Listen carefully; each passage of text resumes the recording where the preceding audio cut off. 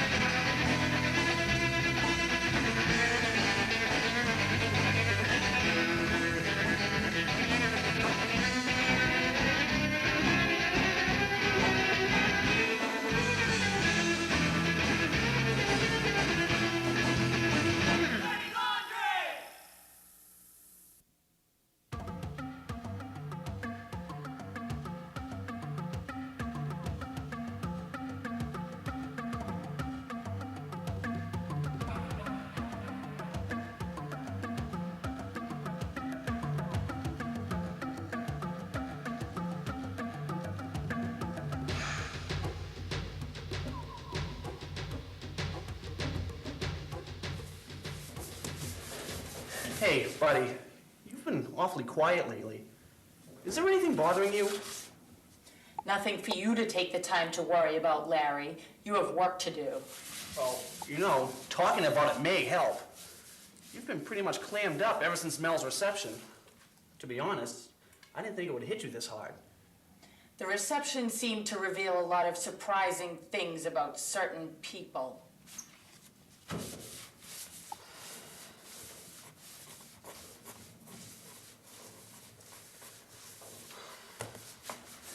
Sid, you don't think I had anything to do with Mel's murder, do you? What do you mean, Larry? Well, you've been mentioning my experiment a lot lately, as if I've done something wrong. Have you?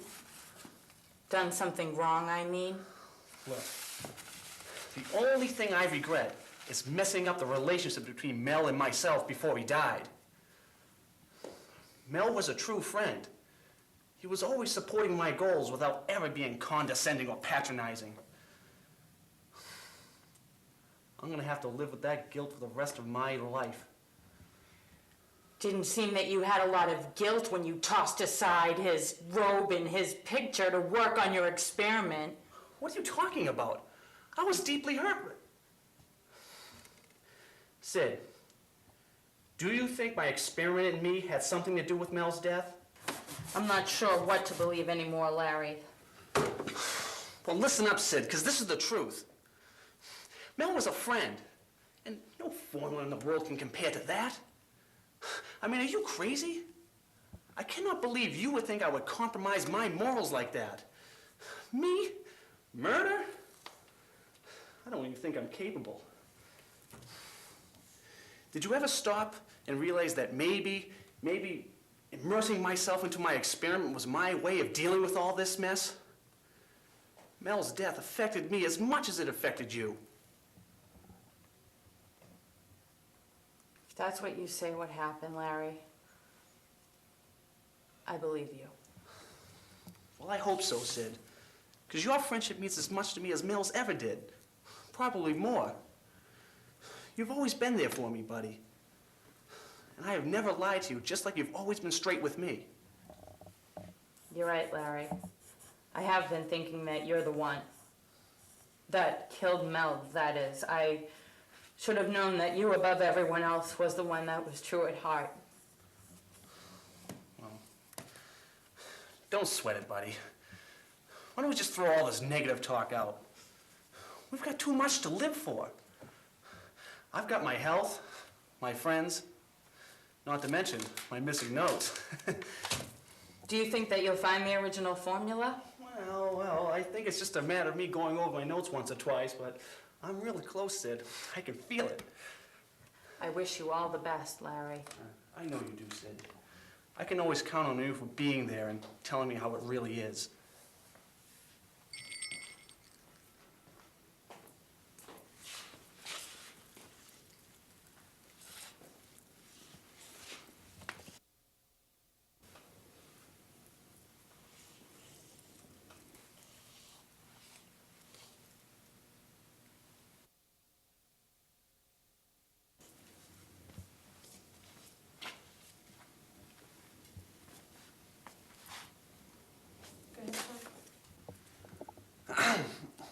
Can I help you, sir?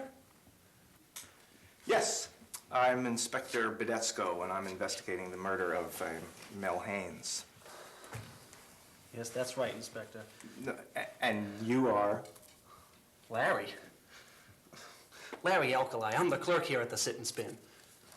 Yes. The officers that were here gave me a complete list of everyone present when the murder took place. Well, actually, no one was present when Mel was shot.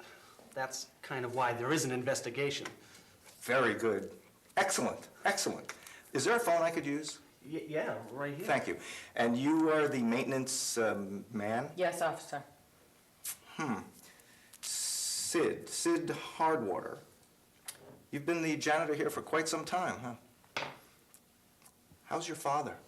Is he still at Placid Waters? Yes, officer, he is. Jane, what happened to him?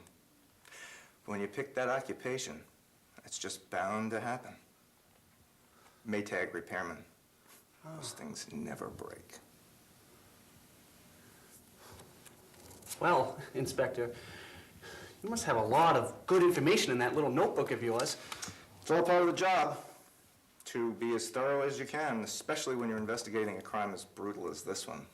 Well, about Mel's murder, do you have any leads yet? Wouldn't tell you if I did. But that's why I'm here. I'm gonna give the crime scene a good run through, look over, and try to talk to everybody that was here. Well, I wish I had more information for you, but no one was here. We all kind of came in at the same time.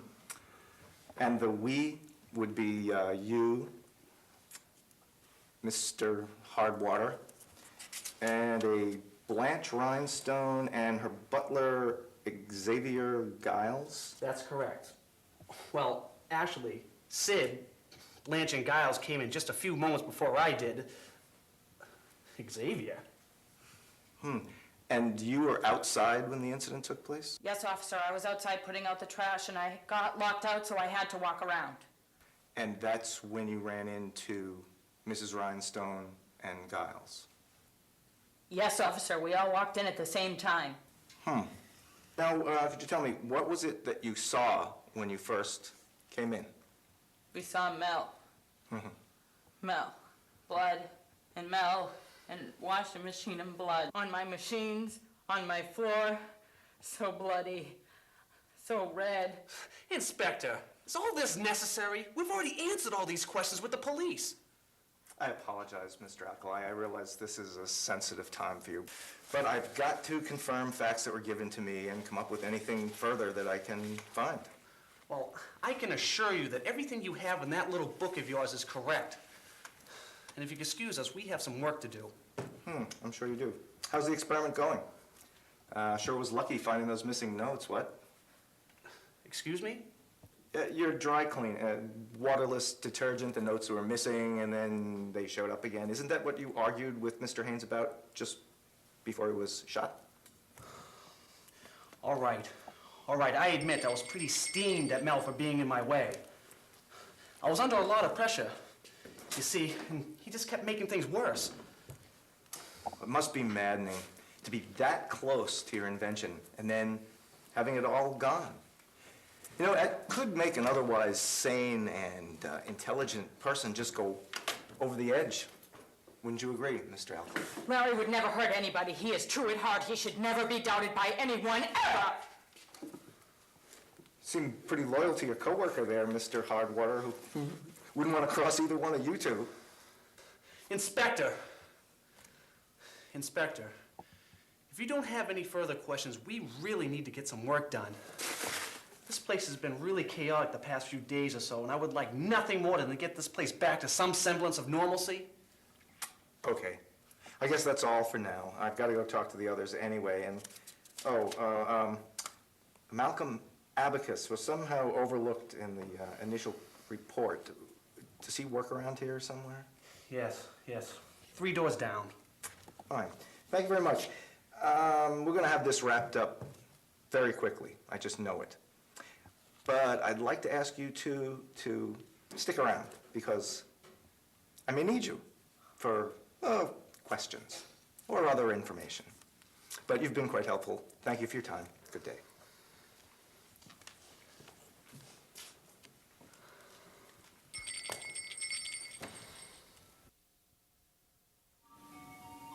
I have some work to do in the back.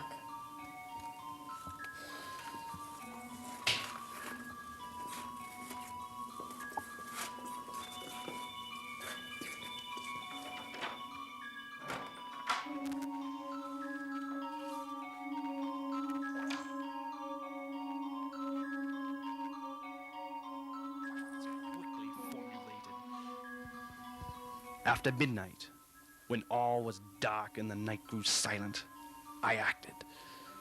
With nothing to aid my passage but the diminutive flame of a candle, I crept slowly, very slowly, toward her chamber door.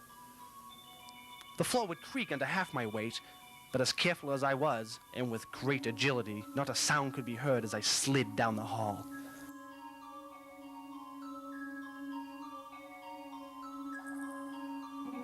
I reached for a doorknob with refined deliberateness, slowly, so not even a rustling of my robe could be heard. The door gave easily. I slowly forced the candle in first, so as to view my nemesis.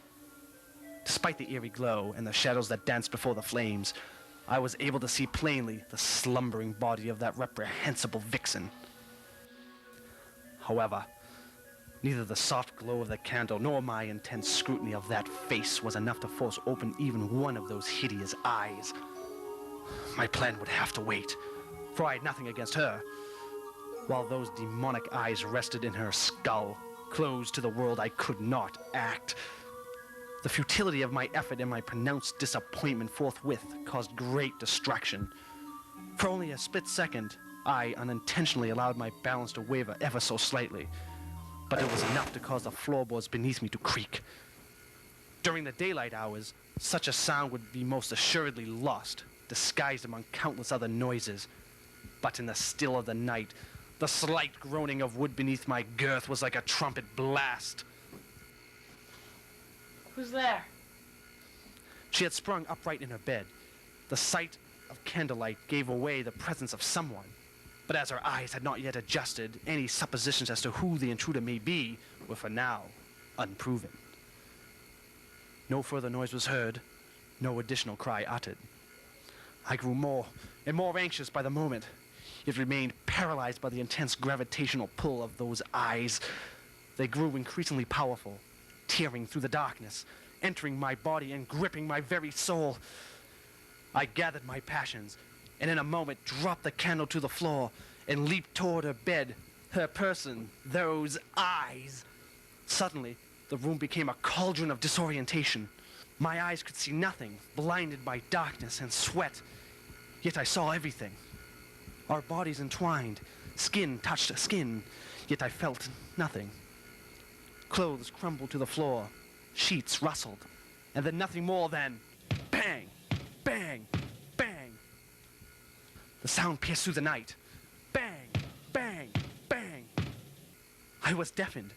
Like the hammer of Thor thundering into the heavens, the headboard of her bed rammed the wall. Bang, bang, bang. I was disoriented, confused. I floated. Ha! There it is. I floated high above like a disembodied specter and gave most attentive audience, though with shadowy consciousness.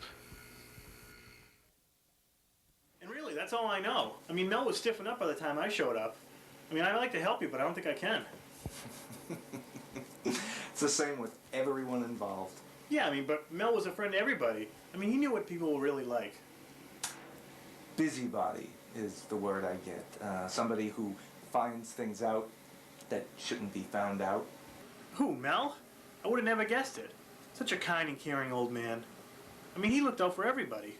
I could talk to him about anything. He was like a big brother to me. Can I use that pen? Sure. Now, is that what went on between you and he on the day that he was murdered? What do you mean? I'm referring to an incident that occurred just shortly before the victim was shot, an incident involving a certain Walsh Industries cover-up that came right out of this office. Wait a minute. I'm not sure I like where this question is leading me. Are you implying I had something to do with Mel's death? I'm not implying anything, Mr. Abacus. Just the facts bear out that you were involved in a heated discussion with the deceased just shortly before he got deceased. First of all, Inspector, I wouldn't call it a heated argument. It was just a difference of opinion. I mean, not everybody sees eye to eye. I mean, Jesus, the Looney Tune ran around in a robe all day. How am I supposed to take somebody like that seriously? Well, your words of warning to him seem to have been given quite seriously, and frankly, why bother yourself with a Looney Tune? Second of all I know is when I left the laundromat, Mel was alive and kicking. All I did was come back here to my office and meet with some important clients, who, by the way, can verify my whereabouts. Who have been checked out? Oh, well, good then. I guess this little conversation of ours is over. If you have any further questions for me, you can go through my lawyer. Thank you, Mr. Abacus. There is one more thing. Hold on, I told you everything I know. Mel had a lot of enemies. He was a nosy son of a bitch. He didn't do anything for this world but provide psychoanalyst research material. I told you everything I know. This conversation is over. I knew that. But what I don't know, Mr. Abacus, is how to get to the Styling Jamboree Beauty Salon. Could you direct me? Oh, jeez. I'm sorry. The Styling Jamboree. Let me see. Yeah, it's right down Route 43.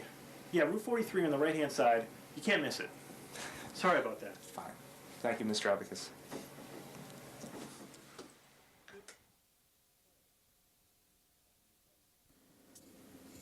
Oh, I still can't believe he's gone. I miss him. His charm, his wit, his cute little slippers. Well, no one will ever compare to his grace. Yeah, so you've stated. But what I'd like to know, Mrs. Rhinestone, is if you, besides the obvious, if you noticed anything strange or unusual on the day of the incident. Unusual? Why, Inspector, there was nothing unusual about the little robe man. He was an angel to all who knew him. Well, all right, did you hear anything out of the ordinary, anything unusual, any threats, any arguments, anything of that nature? Threats? Well, no one ever raised their voice in his presence except to sing his praises. You seem to have a deep fondness for Mr. Haynes. Oh, Mel! Oh, yes, yes. Mel will always hold a special place in my heart. Excuse me. Well, I have it that your butler also holds a very special place in your heart. Exactly what are you implying, Inspector? Giles is simply an employee, and not a very capable one at that. I don't know who could have given you such disgusting garbage. Well, would this be like the kind of disgusting garbage that Mel confronted you with on the day that he was murdered? I don't know what you're talking about, Inspector. There was no such confrontation. Giles and I spent the entire day visiting my many charities. There are at least a dozen people who can attest to my whereabouts throughout that day up to the very minute of that dreadful shooting. Is there a phone I could use? Thank you. My apologies, Mrs. Rhinestone, but I'm just trying to gather and incorporate facts that I find and things that are reported to me. Well, then I suggest, Inspector, that you find out exactly who is feeding you such a pile of horse tucky. Madam, it is time for your waxing. Thank you, Giles. Well, thank you, Mrs. Rhinestone, for your time. I think I have all I need to know. Thank you very much. Thank you, Inspector, and good luck with your investigation.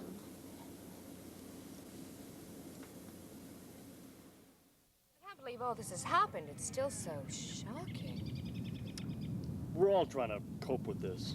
Life just doesn't seem the same around here without Mel. It does seem kind of unusual that you should have such deep feelings for him, considering the short amount of time that you've been here in Cedar Falls. Well, with people like Mel, this place instantly became home. Right, honey? I couldn't have said it better, sweetie. Mrs. Timpson, you weren't present at the time of the shooting?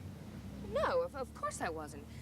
No one was, except for Mel and that brutal, awful murderer. Could I use that shovel? Sure. Thank you, thank you. Now, Miss Timpson, your husband said that he couldn't find you. He was looking all over for you. You didn't tell him where you were going. Well, no, of course not. It was a surprise. You see, this is my herb garden, and I've been wanting to start it up for some time now, and Mr. Jones had just gotten that fertilizer that I needed, so I went down there to pick it up on the day that Mel was killed. And why all the secrecy over fertilizer? Well, it appears as if my little cupcake wanted to plant my favorite veggies before I even noticed. She always likes to surprise me with new and interesting delights. You know how much I love my asparagus, my little pumpkin. But, honey, we don't have enough space to grow pumpkins. Mr. Timpson, you were present shortly after the shooting. Why, yes. I was, but I was looking for my wife. I couldn't find her anywhere, and I left no stone unturned. In fact, I must have pestered every shop owner within a 10-block radius. I should have known my little cupcake has it in her. There is no mercy to our credit cards. Oh, honey, you're just terrible. The good inspector won't know you're kidding. Oh, that's all right, Miss Timpson. Your secret's safe with me. For now. Well, that's all I have. I've got to go verify a few more facts. And so I'll be getting on. Good luck with your garden. The top of the afternoon to you, Inspector.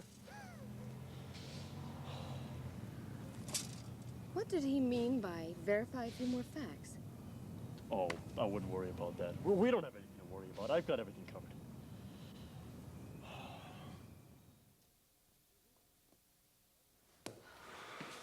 This is highly unusual, Larry. It's past closing time. I have lint to collect.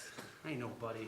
But the inspector insisted we all remain here until he arrived. Well, I, for one, am going to give that inspector a piece of my mind.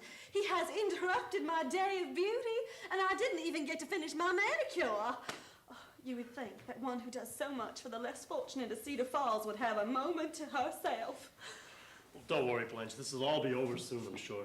I hope so. This place is giving me the creeps. Yeah, I mean, what kind of melodramatic garbage is this anyway? Does he think he's going to get somebody to crack by bringing us all back here to the scene of the crime? That won't be necessary, Mr. Abacus. I know exactly who the murderer is. And they're here in the room with us today. Tina Timpson, placing you under arrest for the murder of Mel Haynes. You have the right to remain silent. Anything you say can be used against you in a court of law. If you do not have an attorney, one will be appointed to you.